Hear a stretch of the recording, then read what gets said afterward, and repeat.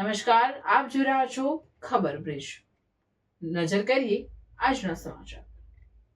Bharatiya Janata party Bharuch જિલ્લા દ્વારા હોળી ધૂળેટીના રંગબેરંગી પર્વે રંગોત્સવ 2026નું આયોજન જિલ્લા ભાજપ પ્રમુખના નિવાસસ્થાને કર્યું। કાર્યકરો મોટી સંખ્યામાં એકત્રિત થઈ એકમેકને રંગ લગાવી અને મીઠાઈ ખવડાવી પર્વની ખુશી વહેંચી હતી। ભરૂચ જિલ્લાભરમાં ધૂળેટી પર્વની રંગીન ઉજવણી કરવામાં આવી હતી। શહેર અને ગ્રામ્ય વિસ્તારોમાં નાના બાળકોથી લઈ યુવાનો અને વડીલો સુધી સૌએ એકમેકને ગુલાલ લગાવી ધૂળેટીની શુભેચ્છાઓ પાઠવી હતી।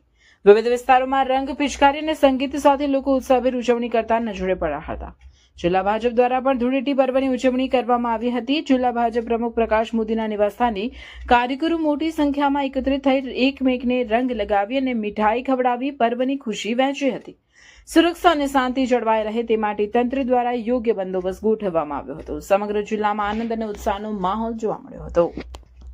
ભારતીય સંસ્કૃતિ એવી છે કે અનેક તહેવારો અને ઉત્સવો ઉજવે છે અને એની સાથે આ ઉત્સવો તહેવારોની સાથે કંઈક ને કંઈક ગૂઢ રહસ્ય, ગૂઢ ભાવ છુપાયેલો હોય છે।